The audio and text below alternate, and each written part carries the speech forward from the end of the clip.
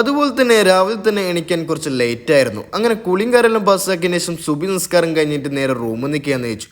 അങ്ങനെ റൂമിൽ നിൽക്കുന്നതിന് ശേഷം ഒരു 5 മിനിറ്റ് നടത്തം എന്തായാലും ഷോപ്പിലൊക്കെ ഉണ്ട്. ഇന്നൊരു പ്രത്യേകത ഉള്ള ഒരു ദോഷവും കാര്യങ്ങളൊക്കെയാണ്. എൻ്റെ മെയിനായ ഷെൽഫ് ഇതാണ്. ഞാൻ ഈ മുട്ടായിൻ്റെ സെക്ഷനാണ് മെയിനായിട്ട് നോക്കുന്നത്. അപ്പോൾ ഇത് എൻ്റെ കൺട്രോൾ ആയിക്കൊണ്ട് ഈ കാര്യങ്ങളൊക്കെ ഞാനൊന്ന് ക്ലിയർ ആക്കണം. അതെല്ലാം കഴിഞ്ഞ് രാവിലത്തെ ഫുഡ് കഴിക്കാൻ വേണ്ടി നേരെ അടുത്തുള്ള ഒരു ഹോട്ടലിലാണ് പോയത്. അവിടെ ആണെങ്കിൽ കുറച്ച് സമയം പോസ്റ്റായും ചെയ്തിരുന്നു.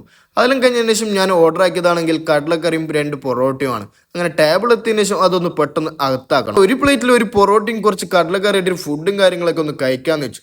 അങ്ങനെ ഫുഡെല്ലാം കഴിച്ചതിന് ശേഷം നേരെ ഷോപ്പിൽ പോയതിനു ശേഷം ഞാൻ ഇന്ന് ഓർമ്മിച്ചത് ഇന്നാണെങ്കിൽ സാലറി കിട്ടുന്ന ഒരു ദിവസമാണ്. അതിൽ ഒരു പങ്കും നാട്ടിലൊക്കെ അയക്കണം, ഒരു പങ്കും ഇവിടെ സേവിങ്സും കാര്യങ്ങളൊക്കെ ആക്കണം. എന്തൊക്കെ പ്ലാനറ്റാലും ലാസ്റ്റ് എന്തെങ്കിലും ആയിട്ട് വരും. അതെല്ലാം കഴിഞ്ഞിട്ട് ശേഷം നേരെ നിസ്കരിക്കാൻ വേണ്ടി നേരെ ബാക്കിലേക്കാണ്. നിസ്കാരം പാസ്സാക്കിയതിനു ശേഷം ഉച്ച ഫുഡും കൂടി നേരെ ബാക്കൊന്നും കൂടി പാസ്സാക്കണം. ഈ ഫുഡും കൂടി കഴിച്ചിട്ടുമാണ് നേരെ ഷോപ്പിലേക്ക് പോകാൻ. അങ്ങനെ ഫുഡ് എടുത്ത് പാസ്സാക്കിയതിനു ശേഷമാണ് ഒരു ഡെലിവറിയും കാര്യങ്ങളൊക്കെ ഉണ്ടായത്. ബാക്കി വീട് നാളെ ബായ്.